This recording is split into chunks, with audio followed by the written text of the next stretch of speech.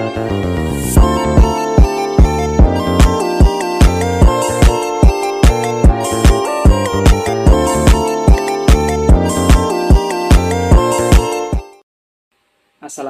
warahmatullahi wabarakatuh. Halo teman-teman semua, di sini saya Andika Syahbana akan memberikan tips and trik kepada teman-teman untuk menghindari kejahatan. Yuk, disimak. Oke teman-teman, sebelum kita masuk ke tips and trik, tentunya kita harus mengetahui terlebih dahulu apa yang dimaksud dengan kejahatan. Sebenarnya apa sih kejahatan itu? Kejahatan menurut pandangan hukum adalah segala perbuatan yang dirasa melanggar aturan di dalam hukum pidana dan kemudian perbuatan tersebut tidak dinilai sebagai suatu kejahatan apabila tidak diatur dalam hukum pidana itu sendiri.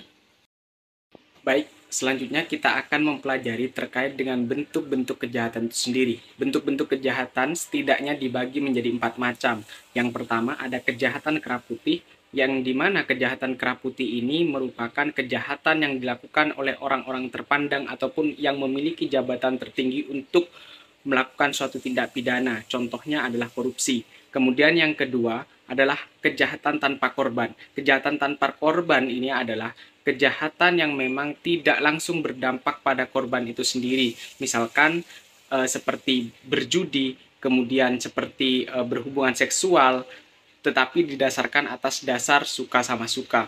Kemudian yang ketiga, ada kejahatan terorganisir. Kejahatan terorganisir di sini adalah kejahatan yang dilakukan dengan suatu perencanaan yang kompleks sehingga terjadilah suatu kejahatan yang dimana contohnya adalah pelacuran, kemudian pengiriman wanita ke luar negeri. Jadi seperti itu. Kemudian yang terakhir ada kejahatan korporasi. Kejahatan korporasi biasanya dilakukan oleh badan hukum ataupun perusahaan-perusahaan yang dimana untuk menekan angka kerugian dan juga memperbesar angka keuntungan. Jadi seperti itu. Oke, untuk selanjutnya saya akan memberikan tips and trik bagi teman-teman untuk menghindari kejahatan. Yang pertama, tidak menggunakan perhiasan berlebih. Kemudian yang kedua, mencari jalan yang ramai. Kemudian yang ketiga, menghindari daerah yang rawan. Kemudian yang keempat, ikut latihan bela diri.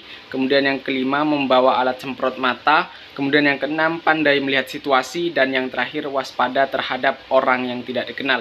Mungkin tips and trik itu bisa dilakukan oleh teman-teman sekalian sebagai suatu upaya pencegahan di mana untuk menanggulangi ataupun menekan angka kejahatan itu sendiri. Mungkin sekian pemaparan yang dapat saya sampaikan dan memberikan tips and trik versi saya kepada teman-teman terkait dengan bagaimana caranya untuk menanggulangi kejahatan dan menekan angka kejahatan itu sendiri. Sekian, terima kasih. Wassalamualaikum warahmatullahi wabarakatuh.